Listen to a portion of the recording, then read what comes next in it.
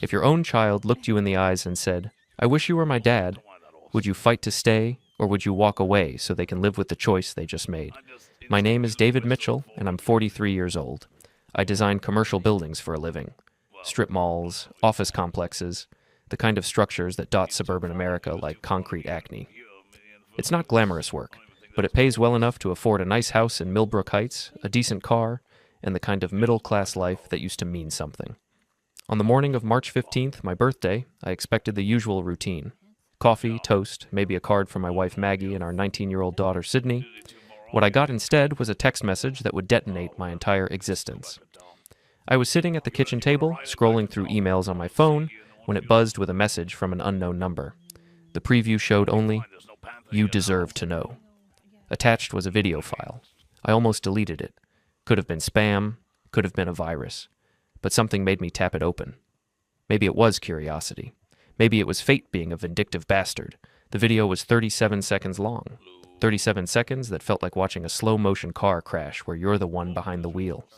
It showed my wife Maggie in our bedroom, our bed, the one we'd bought together 5 years ago, with a man I recognized immediately.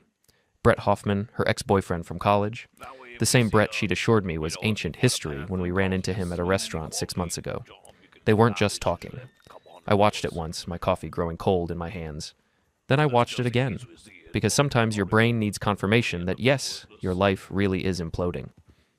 The timestamp showed it was recorded 2 days ago, Tuesday afternoon, when I was at the office designing a new strip mall in Fairfax. My hands were surprisingly steady as I set the phone down. No shaking, no dramatic throwing of objects. Just a strange, hollow calm, like the eye of a hurricane. "Morning, honey," Maggie said, breezing into the kitchen in her navy blue power suit. She worked as a paralegal at Brennan and Associates, one of the most prestigious law firms in the area. At 41, she was still beautiful. Auburn hair always perfectly styled, makeup flawless even at 7 a.m. She kissed my cheek without really looking at me, already checking her own phone for messages. "Happy birthday, by the way," she added, distracted. "Sorry, crazy day ahead. The Patterson case is going to trial next week and I'm drowning in depositions." I studied her face, looking for signs of guilt, deception, anything that might indicate she knew what I'd just seen. But Maggie had always been good at compartmentalizing. It was one of the things that made her excellent at her job. "Thanks," I said. My voice sounded normal, which surprised me. "Any special plans for tonight?" She paused, finally looking at me directly. For a moment, something flickered across her features. Was it guilt? Annoyance? I couldn't tell. "Actually, I might be late. This case?" "Right. The Patterson case." I nodded, taking a sip of cold coffee. "Don't worry about it." Sydney wandered in then, still in her pajamas despite it being past 7. She was home for spring break from Virginia Tech, where she was majoring in communications with a minor in social media influence, or whatever they called it these days. She had Maggie's auburn hair and my stubborn chin, though she'd inherited her mother's talent for making me feel like an outsider in my own home. "Morning, Dad," she said, not looking up from her phone. She grabbed a granola bar from the pantry and headed for the door. "I'm going out with friends today. Don't wait up." "It's my birthday," I said. She paused, hand on the doorknob, and turned back with an expression of mild surprise, as if she'd forgotten I existed at all. "Oh, right. Happy birthday." She glanced at Maggie, who was also heading for the door. "Are we doing dinner or something?" "Your father understands I have work," Maggie said, slinging her purse over her shoulder. "Maybe this weekend?" And then they were both gone, leaving me alone with my cold coffee and the video that was still playing on loop in my head. I sat there for a long time, thinking about the last 22 years of my life. Maggie and I had met in college, though we'd run in different circles. She was pre-law, ambitious, always perfectly put together. I was studying architecture, more comfortable with blueprints than people. Somehow we'd found each other at a party junior year, and she'd seemed charmed by my dry sense of humor and my complete lack of pretension. We'd married right after graduation, bought our first house with a loan from her parents, started building what I thought was a solid life together. Sydney came along 3 years later, and for a while, everything seemed perfect. Or at least, I thought it was perfect. Maybe that was the problem. Looking back now, I could see the signs I'd missed. The way Maggie had grown increasingly critical of my work, my clothes, my friends. The way she'd started working later and later, taking business trips that seemed unnecessary. The way she'd begun treating me like an embarrassing relative she had to tolerate at family gatherings. And Sydney. When had she started looking at me like I was a disappointment? When had I become the boring dad who didn't understand her world of Instagram and TikTok and whatever other platforms she lived on? I picked up my phone and watched the video one more time. This time, I noticed details I'd missed before. The way Maggie laughed at something Brett said. The casual intimacy that spoke of familiarity, of an ongoing relationship rather than a one-time mistake. The expensive watch on Brett's wrist. He'd done well for himself since college. I knew that much. He was some kind of investment banker now, lived in a downtown condo that probably cost more than my annual salary. The worst part wasn't the betrayal itself. It was the realization that I wasn't even surprised. Somewhere deep down, I'd known something was wrong. I'd just been too comfortable, too complacent, too willing to believe that a marriage could coast on autopilot indefinitely. I deleted the video and the message, then went upstairs to shower and get ready for work. In the mirror, I looked the same as always. Brown hair going gray at the temples, lines around my eyes from too many years of squinting at blueprints, the soft middle-aged spread that comes from too many desk lunches and not enough exercise. I looked like exactly what I was, a middle-aged suburban husband who'd let life happen to him instead of taking control. But as I stood there, water running down my face, I made a decision. I wasn't going to confront Maggie, wasn't going to demand explanations or beg for another chance. I wasn't going to play the role of the betrayed husband having a breakdown. Instead, I was going to do something that would surprise everyone, including myself. I was going to take control of my own story for once. Work that day was a special kind of torture. I sat through meetings about parking lot drainage and building code compliance while the video played on an endless loop in my head. My colleague Janet asked if I was feeling okay. Apparently I looked pale. I told her it was just birthday blues and tried to focus on the shopping center plans spread across my desk. But concentration was impossible. Every time I looked at my phone, I expected another message from the unknown number. Who had sent me that video? And more importantly, why? Was it someone who knew Maggie, who felt guilty about keeping her secret? Or was it something more calculated, more malicious? I left work early, telling my boss I had birthday dinner plans. It wasn't technically a lie. I did have plans. Just not the kind he was imagining. At home, I sat in my car in the driveway for 10 minutes, staring at the house I'd been paying a mortgage on for 15 years. It was a nice house, colonial style, white with black shutters, a small front porch where Maggie used to sit and read on summer evenings. When had she stopped doing that? When had she stopped wanting to spend quiet moments at home? Inside, the house felt different somehow. Not physically. Everything was exactly where it had always been. But knowing what I knew now, it felt contaminated. I found myself looking at our bed with new eyes, wondering how many times Brett had been there, how many lies Maggie had told to cover her tracks. I went to my home office and pulled up our bank statements online. If this had been going on for a while, there might be evidence. Unexplained charges, cash withdrawals, something that would give me a timeline. What I found was worse than I'd expected. Hotel charges going back 4 months, expensive dinners at restaurants we'd never been to together, a charge at Victoria's Secret from last week. I couldn't remember the last time Maggie had bought lingerie, certainly not for my benefit. The front door opened just after 6. I heard Maggie's heels clicking across the hardwood, then Sydney's voice, animated in a way I rarely heard anymore. "He's taking me to that new sushi place downtown," Sydney was saying. "The one that's impossible to get into? He knows the owner." "That's nice, honey," Maggie replied, but her voice sounded strained. I closed the laptop and walked to the living room. Maggie was standing by the window, still in her work clothes, but looking rumpled, tired. Sydney was sprawled on the couch, scrolling through her phone as usual. "How was work?" I asked Maggie. She startled slightly, as if she'd forgotten I lived there. "Fine. Long day. The Patterson case is more complicated than we thought." I nodded, studying her face. She wouldn't meet my eyes. "Sydney mentioned dinner plans," I said. "Oh, yeah." Sydney looked up from her phone, suddenly animated. "Brett's taking me out. Mom's friend from college? He's so cool, Dad. He drives a Porsche and he knows everyone in the city. He said he might be able to get me an internship at his firm this summer." The words hit me like a physical blow. Not just that Brett was taking my daughter to dinner, but the way she said his name. The admiration in her voice. The casual way she dismissed her own father while praising the man who was sleeping with her mother. "That's generous of him," I managed to say. "He's a really good guy," Sydney continued, oblivious to the tension in the room. "He's been helping Mom with some legal stuff for work, and he's so much more interesting than—" She stopped abruptly, realizing what she'd been about to say. "More interesting than what?" I asked quietly. Sydney flushed, looking between me and Maggie. "I just meant You know, he has stories about traveling and business deals and stuff. It's exciting. Maggie finally spoke up. Sydney, maybe you should get ready for dinner. But Sydney wasn't done. She sat up straighter, and I could see something in her expression that I'd never seen before. Not just teenage rebellion, but genuine disdain. Why can't you be more like him, Dad? She asked. Brett's successful and confident, and he makes people want to be around him. All you do is sit in your office designing strip malls. When's the last time you did anything exciting? When's the last time you made Mom smile the way he does? The room went dead silent. Maggie's face had gone white, and she was staring at Sydney with something approaching horror. Sydney, she whispered. But the damage was done. My 19-year-old daughter had just confirmed what I already knew, that Brett wasn't just sleeping with my wife, he was actively replacing me in my own family. I stood up slowly, feeling strangely calm. You're right, Sydney. I'm not exciting. I don't drive a Porsche or know restaurant owners or have stories about international business deals. I just work every day to pay for this house and your college tuition and your mother's car and everything else that makes your life possible. But you're absolutely right. That's not very exciting. Sydney's face crumpled slightly, as if she was just realizing what she'd said. Dad, I didn't mean...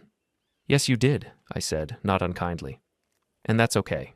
You're entitled to your opinion. I looked at Maggie, who was standing frozen by the window. Brett's picking Sydney up here? She nodded mutely. Good. I'd like to meet him properly this time. 20 minutes later, a silver Porsche pulled into our driveway. Through the window, I watched Brett Hoffman climb out of the driver's seat, checking his reflection in the side mirror before walking to our front door. He was tall, well-built, wearing an expensive suit that probably cost more than I made in a month. Everything about him screamed success and confidence. The doorbell rang. Sydney jumped up eagerly, but I was already moving. I'll get it, I said. I opened the door and found myself face to face with the man who'd been sleeping with my wife.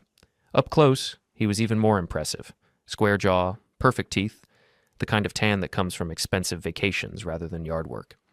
David, he said, extending his hand with a smile that belonged on a campaign poster. Great to see you again.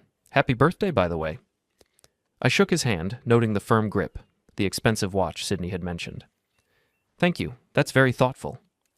Sydney, ready? He asked, glancing over my shoulder. Almost. Come in for a minute. I stepped back, gesturing him into my living room. Can I get you something to drink? I'm fine, thanks. He looked around, taking in the modest furnishings, the family photos on the mantel, the general middle-class comfort of our home. I wondered what he was thinking, whether he was comparing it to his downtown condo, whether he was imagining Maggie living in his world instead of mine. Maggie appeared in the doorway, and I watched the subtle exchange of glances between them. Nothing obvious, nothing I could point to as evidence, but the awareness was there, the shared secret. Brett, she said, her voice carefully neutral. You didn't have to come in. David insisted, he replied smoothly. Besides, I wanted to thank him for raising such an incredible daughter. Sydney's told me so much about your family. Sydney bounced down the stairs then, wearing a dress I'd never seen before and more makeup than usual.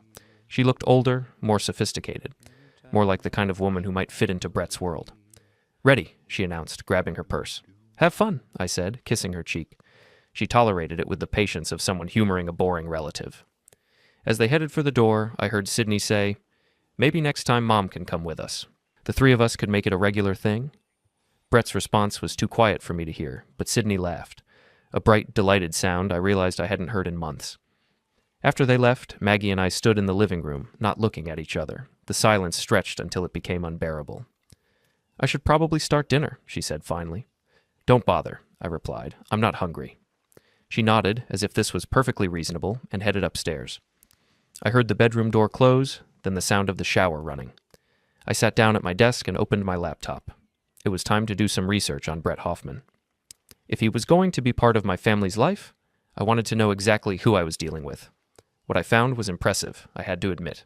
Harvard MBA, successful investment firm, involved in local charities, no criminal record. By all accounts, he was exactly what he appeared to be.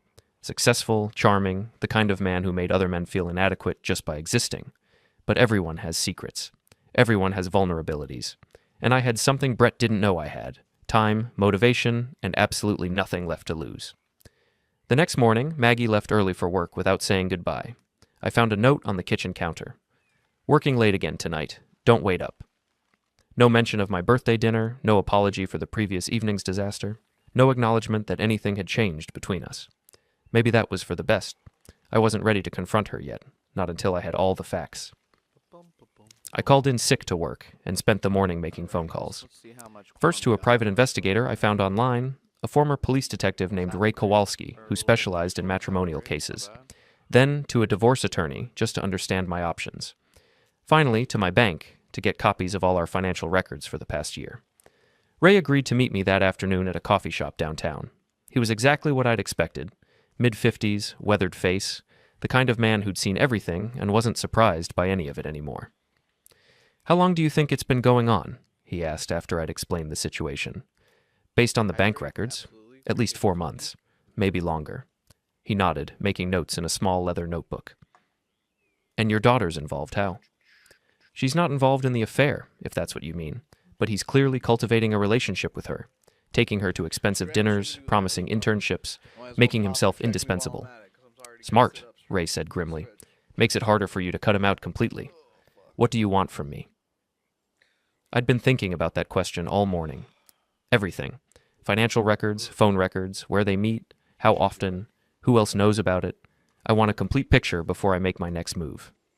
And what's your next move? That was the question I'd been avoiding. What did I want? Did I want to save my marriage? Did I want revenge? Did I just want out? "I don't know yet," I admitted. "But I want to be the one making the choice, not having it made for me." Ray smiled for the first time since we'd sat down. "I like that. Too many people in your situation just react. They don't think strategically." We agreed on his fee and timeline. He'd have preliminary information within a week, a complete report within 2 weeks. It wasn't cheap, but I'd been saving money for years, planning for Sydney's graduate school or a retirement vacation that was looking increasingly unlikely. That evening, I was in my office when I heard Sydney come home. She was on the phone, her voice carrying up the stairs. "It was amazing, Mom. The restaurant was incredible, and Brett introduced me to this woman who runs a marketing firm downtown. She said I could call her about internships." A pause, then laughter. "He's so different from Dad. He actually listens when I talk about my plans. He takes me seriously." Each word was a small knife between my ribs, not because Sydney preferred Brett. I could understand that. He was charming, successful, everything I wasn't. But because she seemed to take such pleasure in the comparison, in pointing out my inadequacies. When had I lost my daughter's respect? When had I become the boring parent she tolerated rather than the father she admired? The phone conversation ended, and I heard Sydney's footsteps on the stairs. She paused outside my office door. "Dad, can I talk to you for a minute?" I looked up from my computer, where I'd been pretending to work on building plans. "Of course." She came in and sat down across from my desk, looking uncharacteristically serious. For a moment, I saw the little girl she'd been, the one who used to bring me her drawings to hang on my office wall. "I'm sorry about what I said yesterday," she began, "about you being boring and stuff. That was mean." "It's okay," I said. "You were being honest. I appreciate honesty. But it's not okay." She twisted her hands in her lap. "Brett said something last night that made me think. He said that successful people often don't get credit for the foundation work they do, like the boring stuff that makes everything else possible." I raised an eyebrow. "Brett said that?" "Yeah.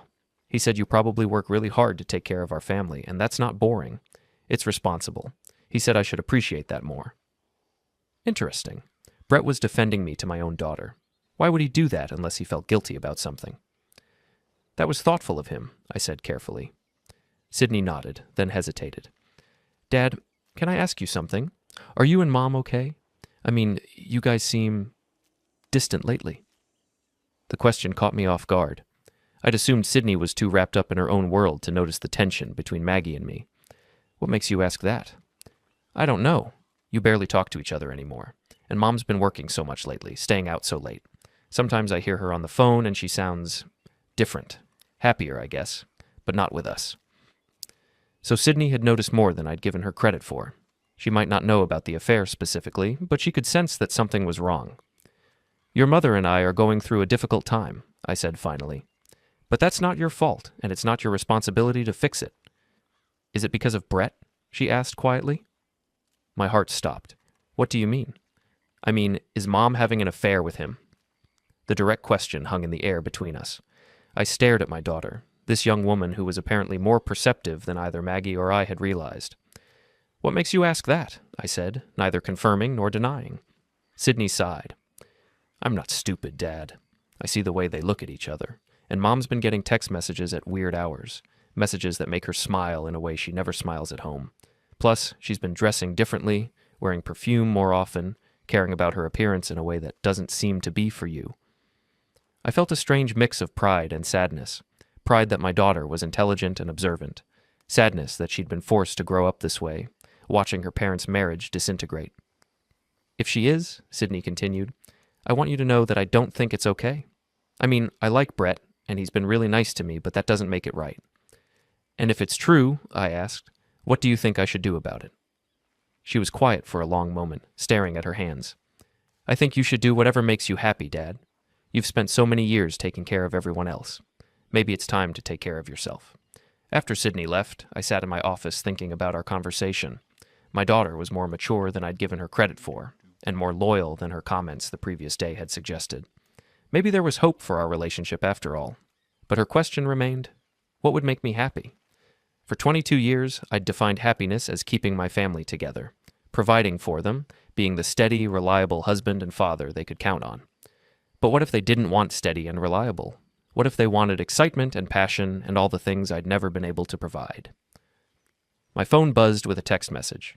For a moment, my heart raced, thinking it might be another anonymous video. But it was from Ray, the private investigator. "Got some preliminary information? Can you meet tomorrow afternoon?" I typed back, "Yes, same place, same time." Then I sat back in my chair and stared at the ceiling. In less than 24 hours, I'd have concrete proof of what I already knew. The question was, what was I going to do with it? Outside my window, I could see the lights in our neighbors' houses, other families living their lives, dealing with their own problems and secrets and betrayals. How many of them were fighting battles like this one? How many were pretending everything was fine while their worlds fell apart? Tomorrow, I'd start getting answers. And then I'd have to decide what kind of man I wanted to be for the rest of my life. Ray had been thorough. The folder he slid across the coffee shop table was thick with photographs, phone records, financial statements, and a detailed timeline that painted a picture of deception going back 6 months, longer than I'd suspected. "It started in September," he said, keeping his voice low. "They ran into each other at a legal conference downtown. Your wife was there representing her firm. He was there as a guest speaker on investment law. They had drinks afterward, then dinner the next week." I flipped through the photographs, Maggie and Brett entering a hotel together, leaving his condo building, sitting close together at an expensive restaurant I'd never heard of. In every image, they looked comfortable, intimate, like a couple who belonged together. "The hotel meetings are usually Tuesday and Thursday afternoons," Ray continued. "Always the same place, the Meridian downtown. He has a corporate account there. Very discreet, very professional." "How often?" "Twice a week, sometimes 3 times, plus dinners, drinks, weekend meetings when you're out of town or working late." Ray pulled out a calendar marked with red X's. "I've documented 47 separate encounters over the past 6 months. 47 times. 47 times my wife had chosen to be with another man instead of coming home to me." The number was staggering. "Phone records show daily contact," Ray went on. "Text messages, calls, sometimes for hours at a time, and the financial trail is extensive. He's been paying for everything. Hotels, dinners, gifts. There's a jewelry purchase from Tiffany last month for $3,000. I thought about the new necklace Maggie had been wearing lately, the one she'd said was a gift from her sister. Another lie in an apparently endless series of lies. "What about Sydney?" I asked. "That's more recent. The dinner date started 3 weeks ago. He's taken her out 5 times, always to high-end restaurants, always with expensive gifts afterward, shopping trips, concert tickets, that kind of thing. Is he—" I couldn't finish the question. "No," Ray said firmly.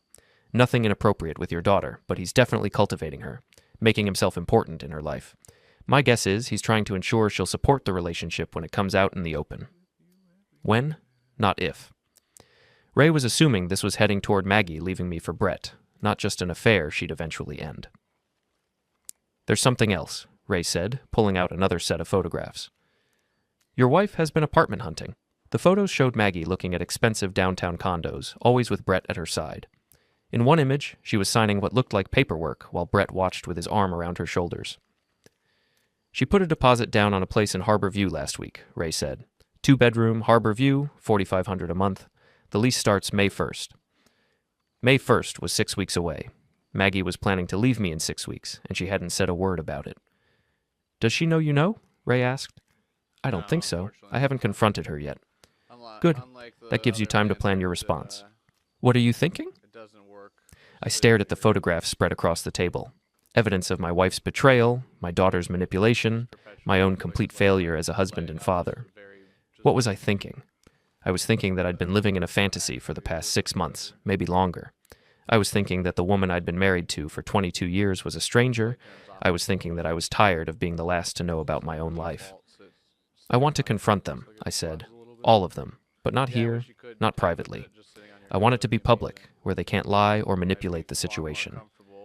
Ray raised an eyebrow. That's risky. Could backfire, make you look like the bad guy. I am the bad guy, I said. At least that's how they see me. The boring husband, the disappointing father, the obstacle standing in the way of their happiness. If I'm going to be the villain in their story, I might as well embrace the role.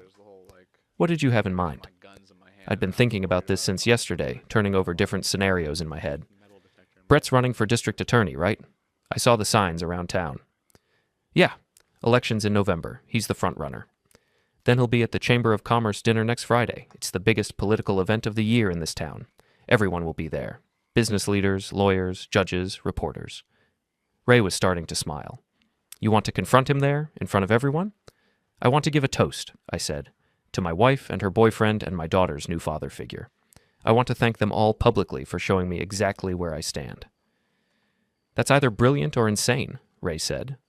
Maybe both. Probably both, I agreed. But I'm tired of being the victim in this story. It's time to take control of the narrative. We spent the next hour planning the details. Ray would continue monitoring their activities, looking for any last-minute changes that might affect my plans. I would buy tickets to the chamber dinner and prepare my remarks. Most importantly, I would continue acting normal at home, giving Maggie no reason to suspect that I knew about her plans. That evening, I sat at the dinner table with my wife and daughter, making small talk about work and school while internally rehearsing what I was going to say to them in 6 days. Maggie seemed relaxed, almost cheerful, probably because she thought she was successfully managing her double life. Sydney was distracted, texting someone, probably Brett, based on the way she smiled at her phone. How's work going? I asked Maggie. Good, she said, not looking up from her salad. Busy, but good. The Patterson case is finally wrapping up, which means I'll have more time for other things. Other things, like moving in with her boyfriend. That's great, I said. Maybe we can plan something special, a vacation, or just a nice dinner out. She glanced up at me with a look of mild surprise, as if the idea of spending time together was foreign to her. Maybe, she said noncommittally. We'll see how things go. Sydney looked up from her phone. Brett asked if I wanted to go to some political dinner with him next Friday. He said it would be good networking for me, meeting all the important people in town. My heart started beating faster. I hadn't expected Sydney to be there, but it actually made the situation better, more dramatic, more complete. That sounds like a great opportunity, I said. I'll probably be there too, the Chamber of Commerce dinner, right? My company usually buys a table. Oh, Sydney said, looking less enthusiastic. I didn't know you'd be there. Don't worry, I said with a smile. I won't embarrass you. I'll probably just sit quietly in the back and eat my chicken dinner.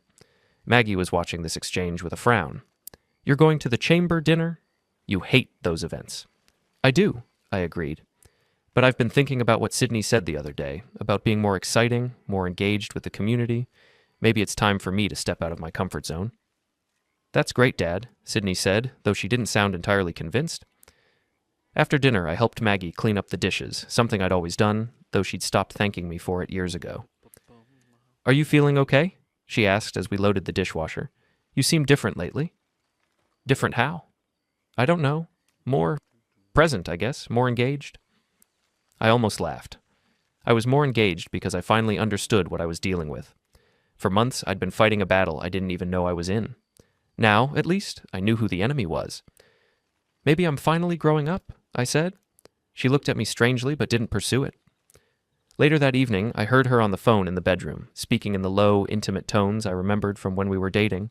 She was talking to Brett, probably telling him about my plans to attend the dinner, maybe expressing concern about having me there. Let her be concerned. In 6 days, all of our secrets would be out in the open, and we could finally stop pretending to be a happy family. I spent the rest of the week preparing my remarks and watching my wife and daughter prepare for their new life without me. Maggie worked late every night, probably coordinating her move with Brett. Sydney spent hours shopping for the perfect dress for the chamber dinner, excited about her debut in Brett's sophisticated world. Neither of them seemed to consider how I might feel about being excluded from their plans, about being treated like a minor character in my own life story. That was about to change. The Chamber of Commerce dinner was held at the Grandview Country Club, the kind of place where deals were made over 18-year-old scotch and political careers were launched with carefully crafted speeches. I arrived early, wearing my best suit and a confidence I'd borrowed from some version of myself I was still getting to know. Ray had texted me an hour earlier. "They're all here. Your wife, daughter, and Brett are at table 12. You're at table 15, perfect positioning. Good luck." I found my table and introduced myself to my dinner companions, local business owners I'd worked with over the years, people who knew me as the quiet architect who designed their buildings and never caused any drama. They seemed surprised to see me at such a high-profile event. "David," called Jim Patterson, who owned 3 shopping centers I'd designed. "Didn't expect to see you here. Not really your scene, is it?" "I'm full of surprises tonight, Jim," I said, accepting a glass of wine from the server. From my seat, I had a clear view of table 12. Maggie looked stunning in a black cocktail dress I'd never seen before, probably another gift from Brett. Sydney was radiant in navy blue, clearly thrilled to be part of such an elegant event. And Brett, in his perfectly tailored tuxedo, looked every inch the successful politician, working the room with practiced charm. They looked like a family, a better family than the one I'd been part of for the past 20 years. The dinner progressed through its predictable stages: cocktails, salad, rubber chicken, and increasingly alcohol-fueled networking. I watched Brett make his rounds, shaking hands with judges and prosecutors, kissing the cheeks of wealthy donors' wives, building the coalition that would carry him to victory in November. Finally, after the dessert plates were cleared, the evening's master of ceremonies took the microphone. Judge Patricia Williams was a formidable woman in her 60s, someone who'd presided over half the major cases in the county for the past 2 decades. "Ladies and gentlemen," she began, "before we hear from our keynote speaker, we have a few special presentations and acknowledgments." This was my moment. I'd spoken to Judge Williams earlier, explaining that I wanted to make a brief toast to some special people in my life. She'd seemed charmed by the idea, the quiet architect finally coming out of his shell. I stood up and walked to the microphone, feeling the eyes of 300 people on me. At table 12, I saw Maggie's face go white. Sydney looked confused, and Brett had the expression of a man who just realized he might be in trouble. "Good evening," I said, my voice carrying clearly through the room's sound system. "For those who don't know me, I'm David Mitchell. I design the buildings where many of you work and shop, though I'm usually too boring to attend events like this." A few polite chuckles from the audience. "But tonight is special," I continued, "because I want to publicly acknowledge some people who have changed my life in ways I never could have imagined." I turned slightly, making sure I had a clear view of table 12. "First, I want to thank my wife of 22 years, Maggie Mitchell." I raised my wine glass toward their table. "Maggie is a paralegal at Brennan & Associates, and she's taught me so much about dedication and commitment. For the past 6 months, she's been working incredibly hard on a very special project, one that requires her to spend time at the Meridian Hotel twice a week, sometimes 3 times, always on Tuesday and Thursday afternoons." The room was getting quieter. People were starting to sense that this wasn't a typical grateful husband speech. "Maggie's project has required tremendous sacrifice," I went on. "She's had to lie about working late, create fake business trips, even tell me that beautiful Tiffany necklace she's wearing was a gift from her sister. The dedication she's shown to this project is truly inspiring." At table 12, Maggie was gripping her wine glass so tightly I thought it might shatter. Brett had gone very still, the politician's smile frozen on his face. "I also want to thank my 19-year-old daughter, Sydney," I continued. "Sydney has taught me about the importance of honesty in family relationships. Just last week, she looked me in the eye and told me I was boring, that I wasn't exciting like other men she knew, that I didn't make her mother smile the way these other men do. I appreciate that kind of direct feedback." Sydney was staring at me in horror, finally understanding what was happening. "And finally," I said, turning to look directly at Brett, "I want to thank Brett Hoffman, our candidate for district attorney. Brett has shown me what true generosity looks like. He's been so kind to my family, taking my wife to expensive hotels, buying her jewelry, even apartment hunting with her for a lovely place in Harbor View with a May 1st lease date." The room was dead silent now. 300 people were hanging on every word, watching a man systematically destroy his own life in public. Brett has also been incredibly generous with my daughter, I continued, taking her to expensive restaurants, buying her gifts, helping her network with important people. He's been working so hard to replace me in my own family that I thought he deserved some public recognition for his efforts. I raised my glass higher. So here's to Maggie, Sydney, and Brett, 3 people who have shown me exactly where I stand in my own life. Thank you for finally being honest with me, even if it took a private investigator and 47 documented hotel visits to get the full picture. I drained my wine glass and set it down on the podium. Enjoy your new life together. I hope it brings you all the happiness you've been looking for. Then I walked away from the microphone, through the stunned crowd, and out of the ballroom.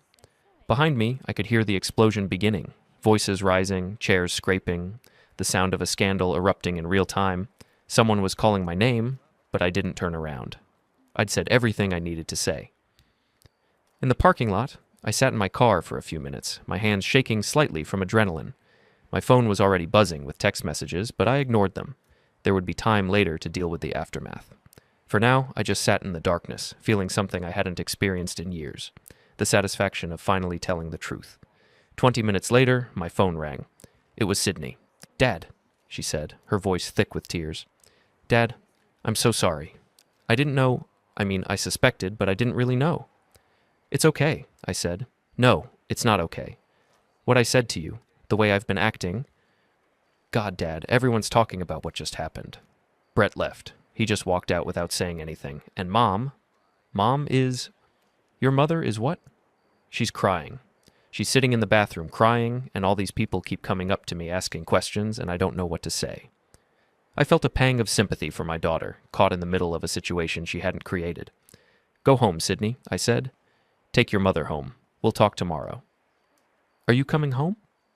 I looked at the country club, where the lights were still blazing and the scandal was still unfolding. "Not tonight. Maybe not for a while." "Dad, I'm really sorry. About everything. About what I said, about not seeing what was happening, about choosing him over you. I was wrong." "You weren't wrong about me being boring," I said. "But maybe boring isn't the worst thing to be." After I hung up, I drove to a hotel across town. Not the Meridian, somewhere Maggie had never been with Brett. I checked in, ordered room service, and finally looked at the text messages that had been piling up. Most were from people who'd been at the dinner, expressing shock, sympathy, or morbid curiosity. But one was from Ray, the private investigator. "Saw the news coverage. Well played. Call me tomorrow. We need to talk about next steps." News coverage. I turned on the local news and found myself watching footage from outside the country club with a reporter breathlessly describing a shocking public confrontation that has rocked the local legal and political community. They showed a brief clip of Brett leaving the hotel, stone-faced and refusing to answer questions. Then a longer segment about how this might affect his campaign for district attorney. I turned off the TV and lay back on the hotel bed, staring at the ceiling. In the space of 10 minutes, I'd ended my marriage, destroyed a political campaign, and probably made myself the most talked-about person in town. It should have felt like victory. Instead, it just felt like the end of everything I'd spent 22 years building. But maybe that wasn't a bad thing. Maybe some things needed to end before new things could begin. Tomorrow, I'd start figuring out what came next. Tonight, for the first time in months, I was going to sleep without wondering what lies my wife was telling or what secrets my family was keeping. For the first time in a long time, I knew exactly where I stood. Whatever is Vulcan to DirectX.